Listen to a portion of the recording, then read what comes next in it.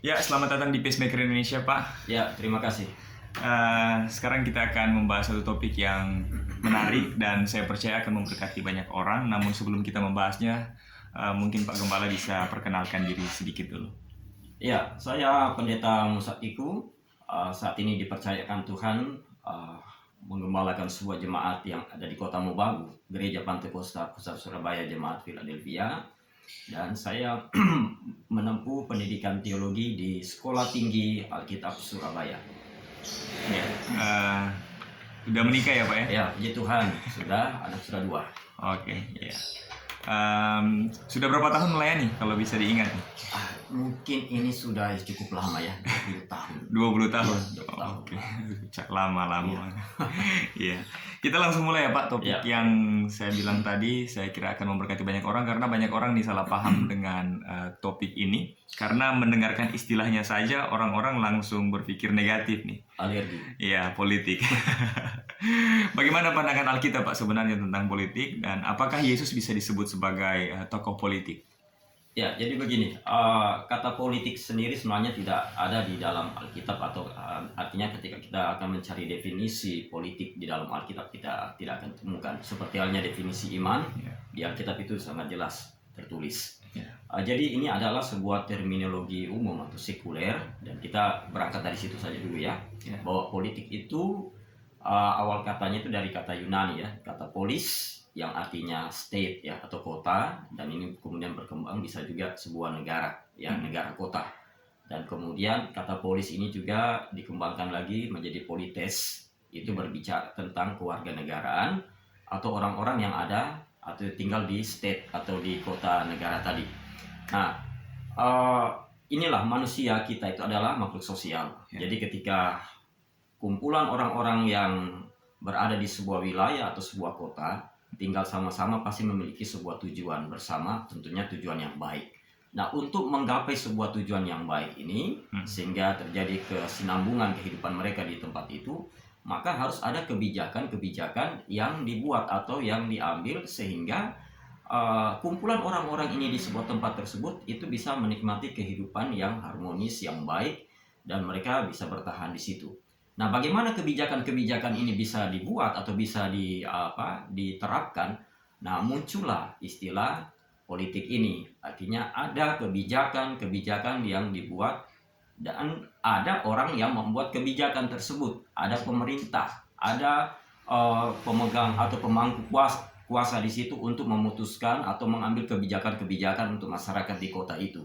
Nah, dari situlah kira-kira singkatnya politik ini lahir, dan kemudian pada abad pertengahan itu pemahaman politik ini lebih berkembang, dan apalagi saat ini ya, kompleksitas politik itu sudah sangat mudah sekali ditemukan. Nah, berangkat dari situ artinya politik ini adalah sebuah kebijakan, sebuah ketentuan, penetapan kebijakan pada sebuah masyarakat tertentu di sebuah wilayah tertentu atau kota atau negara tertentu. Nah, kalau kita berangkat dari situ ya, kebijakan pengaturan ya sebuah negara, sebuah kota, maka sebenarnya di Alkitab sudah banyak sekali ya hal-hal yang berbicara tentang itu. Ya, jadi terminologi politik atau definisinya memang tidak ada di Alkitab, tetapi aktivitas politik di dalam Alkitab itu banyak sekali. Sangat jelas ya Pak. Sangat jelas. Salah satu contoh ya, mungkin bukan cuma salah satu, ada beberapa contoh ya, singkat-singkat saja. Dalam kitab Kejadian, ketika Allah menciptakan manusia, Allah menyiapkan tempat, yaitu bumi, Taman Eden khususnya, dan kemudian Allah menciptakan manusia. Setelah itu ada aturan-aturan yang atau kebijakan-kebijakan yang Tuhan turunkan kepada manusia waktu itu.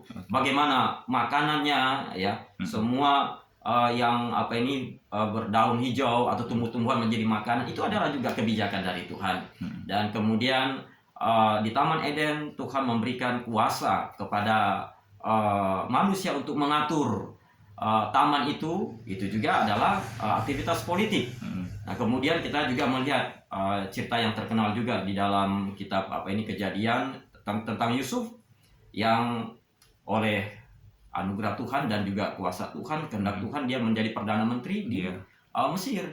Nah, ketika dia menjalankan kebijakan, itulah politik Yusuf, supaya masyarakat yang ada di Mesir atau rakyat yang ada di Mesir itu bisa menikmati kebaikan Tuhan. Kita juga melihat pada saat Musa dipanggil oleh Tuhan untuk membebaskan orang Israel. Di Gunung Sinai kita tahu peristiwa itu bagaimana. Tuhan menghadirkan hukum-hukum ya bagi orang Israel melalui Musa, dan itu terbagi dua. Hukum bagaimana beribadah kepada Tuhan dengan kemah suci dan segala instrumennya di dalam, dan hukum bagaimana hubungan manusia dengan lingkungan, manusia dengan sesama, manusia dengan pimpinannya dan sebagainya. Jadi itu juga sebuah politik, aktivitas politik sebenarnya. Ya, kebetulan waktu itu Israel menganut sistem pemerintahan yang teokrasi, jadi Tuhan sendiri yang menjadi raja. Kemudian ada juga cerita transisi ketika bentuk pemerintahan yang teokrasi ini beralih ke monarki. Jadi Saul sebagai raja pertama. Nah, perhatikan dalam cerita itu Tuhan menyampaikan kepada Samuel, andai kata nanti engkau mengangkat seorang raja yang akan memerintah engkau seperti bangsa-bangsa yang lain, maka ada aturan-aturan. Ya, rakyatnya harus begini, dan sebagainya. Itu juga adalah kebijakan, dan itu juga adalah politik.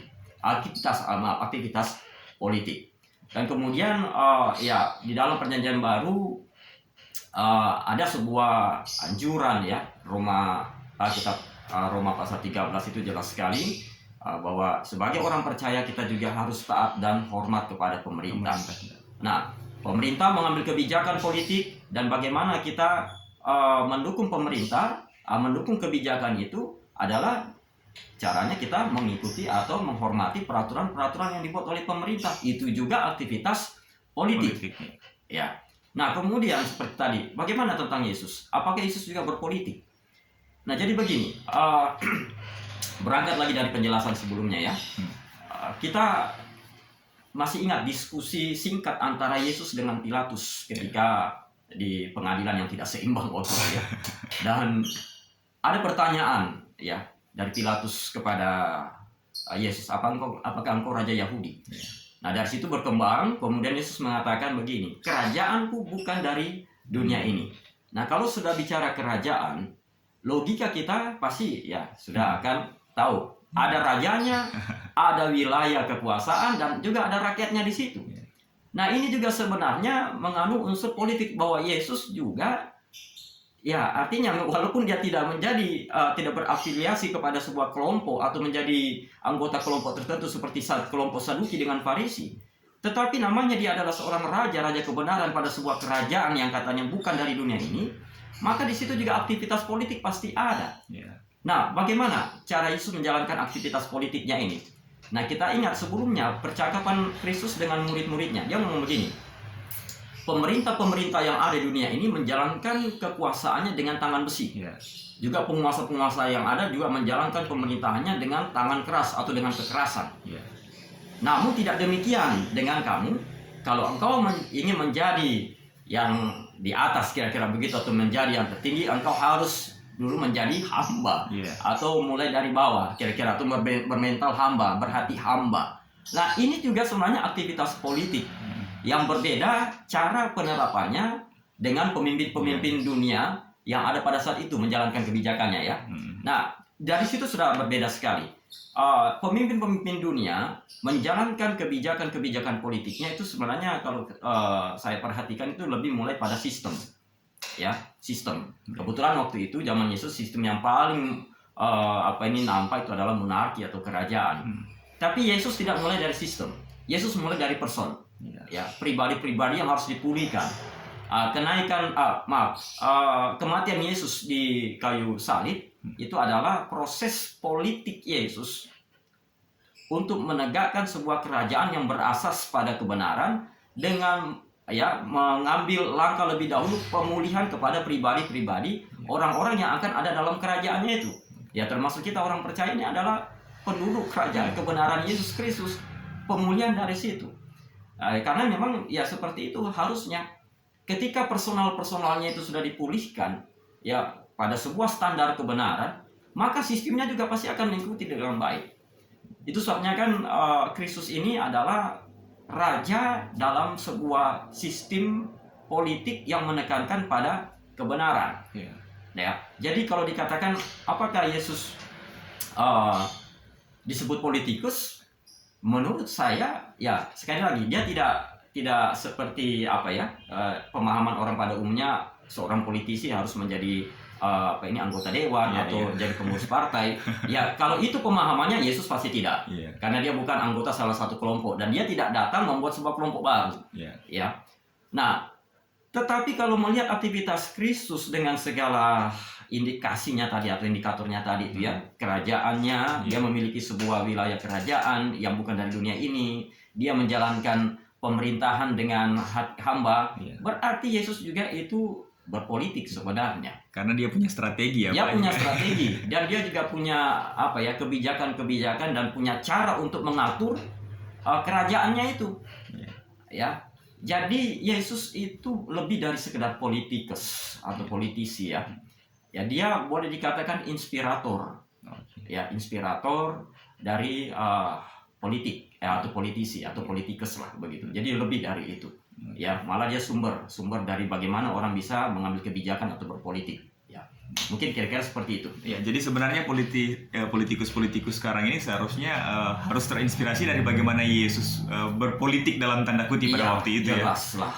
Apalagi politisi Kristen harus mengikuti cara Yesus mengerjakan beraktivitas politik tadi itu. Iya, dan menarik yang Pak Musa bilang tadi bahwa memang Yesus datang bisa dikatakannya dalam pengertian tertentu dia independen, artinya dia tidak di bawah bendera tertentu gitu. Yang seperti yang sekarang kan selalu kalau politik identik dengan berarti dia ada di bawah bendera tertentu, kemudian rapat di ruangan tertentu yang bikin mereka tidur itu.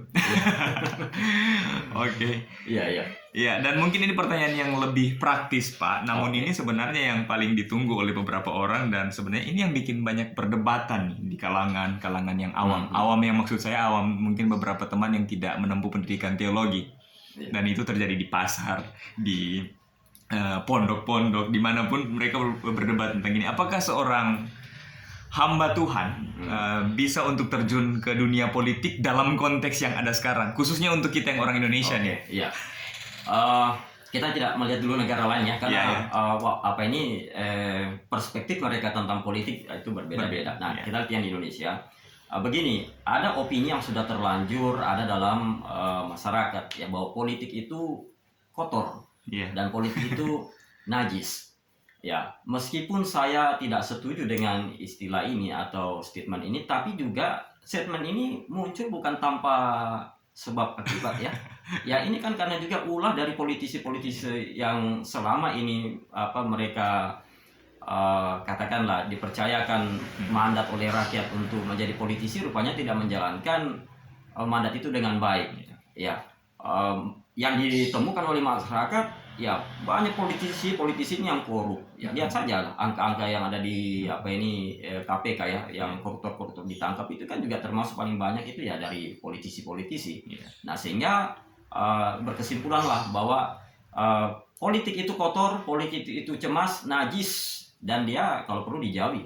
Nah, kemudian dengan opini atau konsep seperti ini, bahwa politik sudah dikotakkan seperti itu, lantas mereka melihat ada pendeta, ada hamba Tuhan, aktivis pelayan Tuhan masuk di dunia yang kotor ini, maka masyarakat pasti tidak siap terima. Ya, tidak semua masyarakat ya, ini mungkin pada umumnya ya. Masyarakat yang awam pasti, loh kok bisa pendeta masuk di dunia yang kotor? Nah, jadi itu yang terjadi sampai hari ini. Tapi mungkin perlu saya sampaikan ya, bahwa berdasarkan poin yang pertama tadi, kalau kita melihat terminologi umumnya dan juga bagaimana aktivitas politik di dalam Alkitab dan bagaimana juga Yesus ternyata juga melakukan aktivitas politik, maka politik itu bukan kotor, politik itu tidak najis, memang rawan. Rawan ya. Itu yang diakui ya Pak, rawan. Ya, rawan. Nah, itu kalau rawan saya setuju, rawan dikotori atau tercemari. Ya, kenapa? Karena aktivitas politik ya, ketika seseorang masuk dalam politik itu, apakah dia mungkin menjadi anggota dewan atau pengurus partai, itu kepentingan begitu banyak di situ. Ada dua yang banyak di situ. Pertama kepentingan, yang kedua uang. Ya, karena salah satu tugas anggota dewan itu kan adalah budgeting ya, mengatur anggaran ya, dan juga membuat undang-undang. Jadi begitu banyak kepentingan dan begitu banyak uang di situ. Nah, ketika seorang politikus atau politisi ini tidak siap menghadapi itu dengan baik, maka itulah jadi kotor dia. Dan inilah yang sering dilihat oleh masyarakat pada umumnya. Nah, sehingga terbentuk itu kotor, dan mereka juga atau masyarakat ini sudah terbentuk begini opini mereka. pendeta, ustadz, ulama, evangelis itu adalah profesi yang sangat suci, sangat sakral, sangat dihormati. Bahkan di beberapa kesempatan kadang-kala mereka mengatakan tokoh agama itu lebih dihormati daripada pemerintah.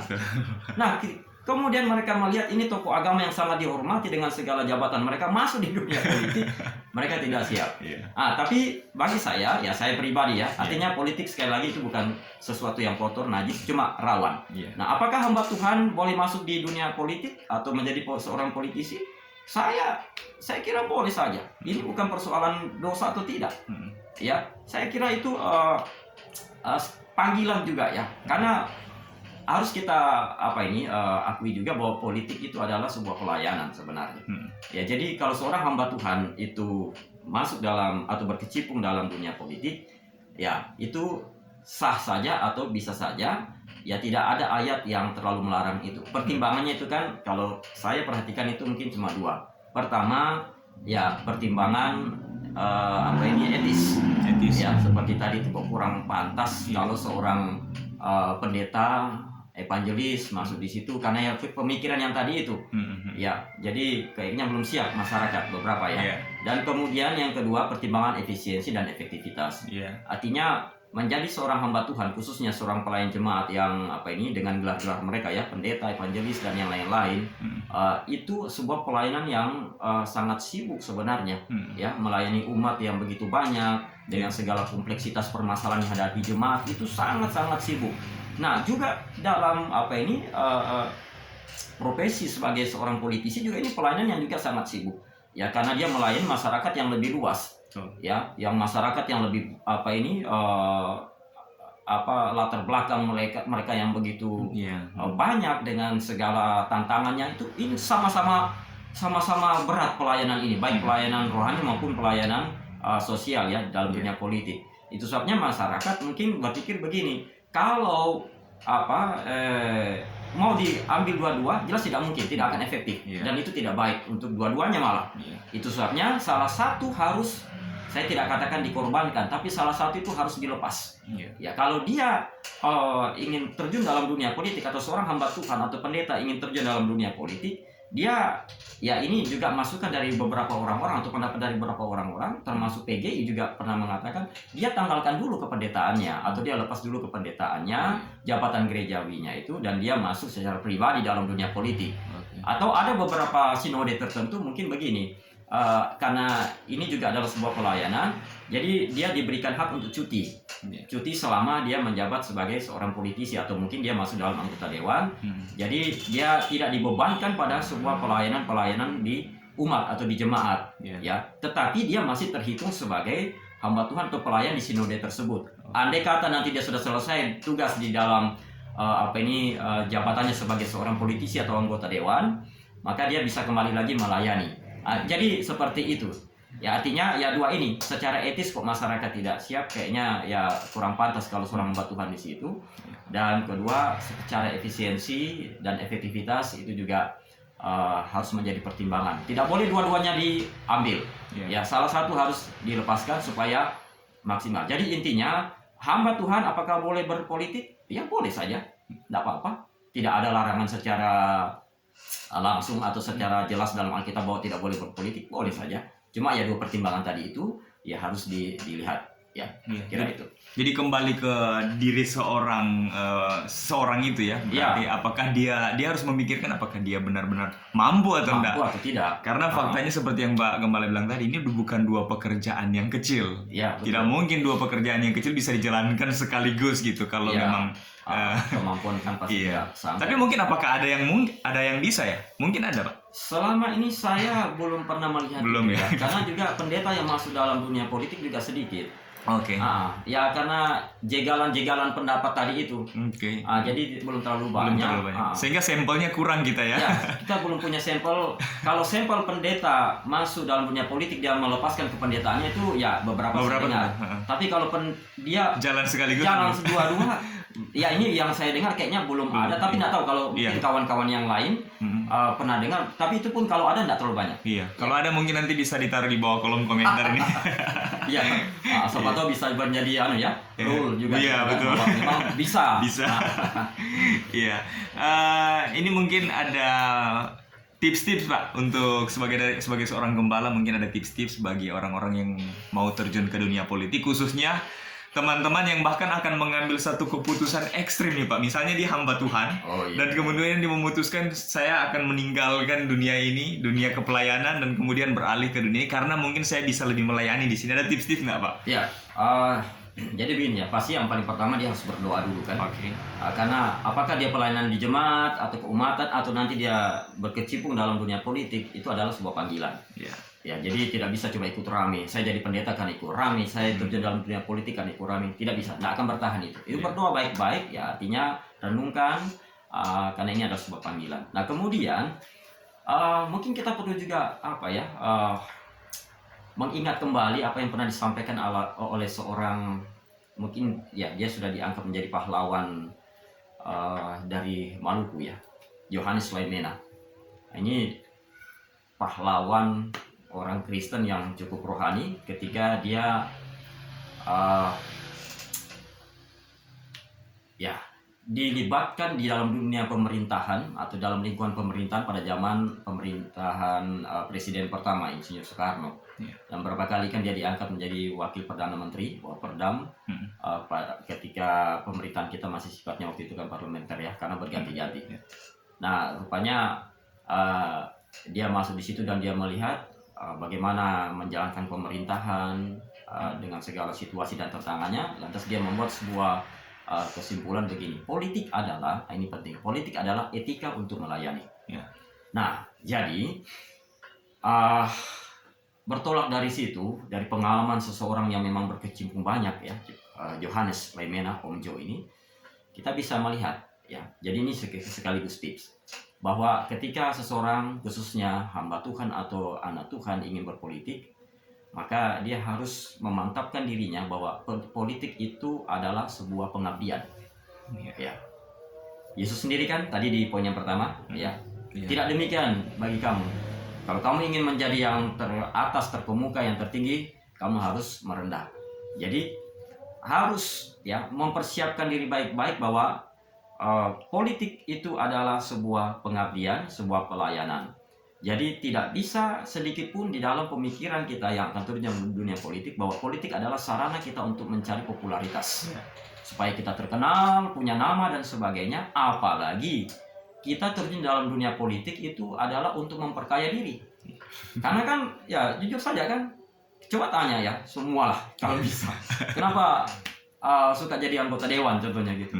Ya karena kan ada iming-iming. Ya, iming-iming salah satunya ya karena wah di situ banyak uang. Ya minta maaf ini ya. Itu sudah menjadi sebuah rahasia umum lah. Ya tidak bisa tutup-tutupi ya karena uang. Jadi ya buanglah itu. Jadi itu yang pertama, buang dulu itu. Jangan masuk dalam dunia politik hanya karena ingin mencari kekayaan, popularitas dan sebagainya, karena esensinya politik itu adalah etika untuk melayani. Jadi milikilah hati hamba. Di situ. Itu yang pertama. Yang kedua, ya perlengkapi diri dengan baik, bekali diri dengan baik.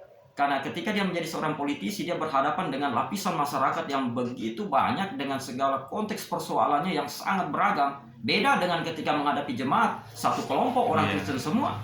Tapi ketika nanti dia menjadi seorang politisi atau katakanlah dia diizinkan Tuhan duduk dalam sebuah jabatan tertentu di pemerintahan atau di legislatif, ya itu yang dihadapi itu lebih kompleks, masyarakatnya lebih majemuk. Dia harus membekali diri dengan baik, dengan wawasan, dengan pengetahuan, dengan segalanya lah begitu, supaya nanti ketika dia duduk di posisi itu, ya dia bisa menjalankan tugasnya dengan baik. Banyak kali kan terjadi, ya dapat mandat untuk duduk di sebuah jabatan tertentu dengan sebuah proses politik, ternyata dia tidak bisa bikin apa-apa, ya. Padahal kan berat itu tugas politisi, apalagi kalau dia jadi anggota dewan kan, dia harus merumuskan undang-undang, dia harus mengawasi atau mengawal jalannya pemerintahan, ya dan pengaturan anggaran. Jadi kalau dia tidak punya wawasan dengan baik, pengetahuan yang cukup, nanti dia cuma duduk-duduk di situ, dia makan gaji buta, orang bilang gitu kan. Nah, jadi bahkan juga ada yang juga mengatakan begini, dia itu duduk jadi anggota dewan itu kita tahu kok itu karena politik identitas contohnya. Ya, karena dia dari kelompok yang lebih banyak, padahal dia tidak bisa apa-apa. Atau enggak, ya dia bisa duduk di situ karena dia mungkin punya uang yang banyak. Jadi ketika dia berkampanye contohnya dia akan ya mainkan money politik. Ini kan lagi-lagi bukan rahasia yang perlu ditutupi lah. Nah, kalau cuma bermodalkan itu kan sayang lah, apalagi kalau dia politisi Kristen.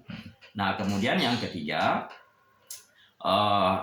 ya ketika nanti Tuhan izinkan dia duduk di sebuah jabatan tertentu dengan proses politik yang ada, maka kerjakanlah itu dengan berpijak kepada kebenaran. Ya seperti Yesus bilang bahwa kerajaanku bukan dari dunia ini, dan dia menjalankan kerajaan. Dia itu dijuluki sebagai raja kebenaran dan keadilan. Ya. Partai itu adalah sebuah kendaraan seseorang untuk menuju proses politik kalau sekali waktu dia menjabat pada sebuah jabatan politik. Konstituen dengan wilayah tertentu itu cuma saluran. Pada saat nanti dia duduk di sebuah jabatan politik, maka dia tidak hanya berjuang untuk partai sebagai kendaraan atau konstituen yang mengusung dia, tapi dia harus menegakkan kebenaran, dia berjuang untuk semua. Jadi yang harus dia jadikan landasan atau barometer kerja dia, ya, atau aktivitas politik dia adalah memperjuangkan keadilan, kebenaran. Memang ini tidak gampang, ya. Ketika sebuah partai mengusung dia masuk di sebuah jabatan politik, maka kadang-kadang dia harus hormat, tunduk kepada partai itu, apapun lah resikonya. Apakah ini menyuarakan kebenaran dengan tidak, ya tetap dia harus tunduk karena alasannya dia pakai kendaraan partai. Bahkan beberapa jadi boneka ya Pak. Jadi boneka, sehingga diperlaut. Membayangkan kalau seorang pendeta masuk jadi seperti itu modelnya, kan kacau jadinya. Dan ketua partainya jemaatnya sendiri.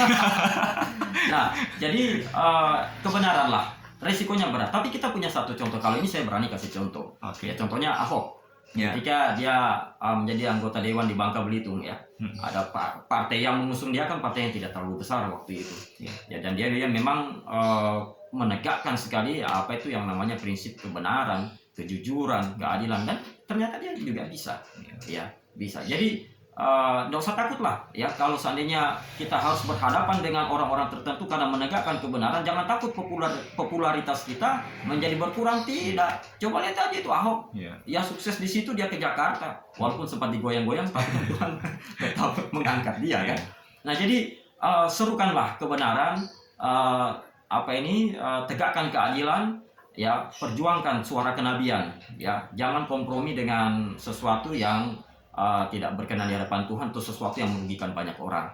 Ya, percayalah, tetap pasti Tuhan akan tolong. Jadi tiga itu, ya, yang bisa saya bagikan lah. Ya, dan memang tiga tadi yang spesifik dengan prinsip yang sebenarnya satu, dan itu sudah mulai dari pertanyaan pertama ketika Pak Gembala jelaskan tentang Yesus Kristus, bahwa ketika kita terjun dalam bukan hanya dunia politik, sebenarnya dimanapun, yang pertama adalah pemberian diri. Ya, pengabdian, ya. Jangan motivasinya memperkaya diri. Ya, oke, itu. Terima kasih Pak, baik sekali. Mungkin ada pertanyaan terakhir nih yang tidak saya tuliskan dan tidak saya kirimkan ke Pak Gembala supaya ada elemen surprise. Tidak tertarik terjun dunia politik? Dulu ada yang tawarkan, sebuah partai datang ke sini menawarkan saya masuk, ya, untuk caleg begitu, kan. Ya, tapi ya kembali kepada yang tadi saya sampaikan di poin yang kedua. Saya tidak alergi dengan itu semua. Saya jawab, sampai saat ini saya masih menikmati panggilan saya dalam dunia pelayanan. Kalau saya terjun di situ tidak efektif, saya bilang begitu. Saya tidak menghakimi, wah itu dosa, tidak ada. Ya, tapi kalau dikatakan apakah ada hasrat untuk masuk dalam dunia politik, ya selalu ada pasti itu. Ya, itu sebabnya saya selalu membuka diri dengan perkembangan sosial yang terjadi. Ya, jika nanti di kemudian hari, ya, Tuhan menghendaki saya harus ke situ, saya harus melihat ini adalah sebuah panggilan dan ini adalah sebuah pengabdian. Berarti memang saya harus masuk. Ya.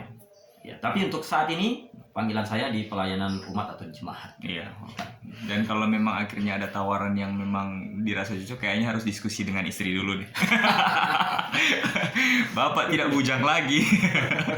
Aduh. Ya, ini mungkin yang terakhir. Tadi yang terakhir, ini yang paling terakhir. Karena tadi sudah menyebut satu tokoh politik, kita percaya bahwa yang tadi dibilang hanya Yesus Kristus yang tidak punya kelemahan sama sekali, dia adalah inspirator bahkan. Tapi kalau misalnya dipaksa untuk menyebutkan beberapa tokoh politik dari Indonesia nih, selain tadi yang disebut Pak Ahok, ada enggak beberapa tokoh politik lain yang mungkin bisa dijadikan semacam bukan patokan ya, tapi jadikan tokoh yang bisa dipelajari lah begitu. Yang Pak Gembala sendiri belajar banyak dari mereka. Bisa disebutkan beberapa? Kalau ya ada beberapa, tapi kalau saya mau sebutkan tidak enak nanti kan, karena dia siapkan untuk maju capres. Oh gitu. Jadi jangan. Kalau Ahok kan kayaknya kan belum ya. Oh iya, tapi, jangan. Ada beberapa memang yang kita lihat ya, bukan cuma dari kalangan Kristen ya, dari kalangan yang di luar itu juga kita lihat, walaupun ya sekali lagi tidak sempurna betul. Iya. Tetapi minimal untuk menjadi sebuah patron, dan juga kita bisa melihat ini ternyata berpolitik juga bisa juga dengan cara yang bersih, ada beberapa. Iya. Ya salah satunya itu adalah Ahok gitu ya. Iya. Yang lain-lain ada, tapi saya dengar kok dan saya lihat di media mereka ini sedang dipersiapkan, jangan sampai. Oh iya, jangan sampai disebut nanti jemaah-jemaahnya dipikir lagi digiring ke sana. Saya mendukung ini nanti ketika di 2024. Iya. Jadi oke. Terima kasih untuk netralitasnya. Ya, harus netral. Harus netral. Tapi yang pasti bahwa untuk urusan netralitas di dalam pelayanan tidak ada, karena kita hanya bisa jadi hamba Tuhan atau bukan hamba Tuhan. Dan Pak Musa sekarang sudah memberikan banyak prinsip yang bisa kita pakai, khususnya teman-teman yang tertarik untuk lebih jauh belajar tentang dunia politik. Jadi yang tadi dikatakan adalah efektivitasnya, apakah kita memang benar-benar mampu untuk mengerjakan satu bagian, karena bukan hanya di situ ya Pak. Di semua bidang kalau kita tidak efektif, tidak maksimal. Ya tidak maksimal, maka sebaiknya jangan itu. Ya, jangan dipaksa. Nah, ya itulah. Jadi kembali lagi kepada panggilan kan. Orang pribadi, seseorang kan bisa mengetahui bahwa dia memang harus di situ atau tidak. Kadang-kadang kan sering bisikan-bisikan itu, masukan tidak salah untuk orang memperkaya pertimbangannya.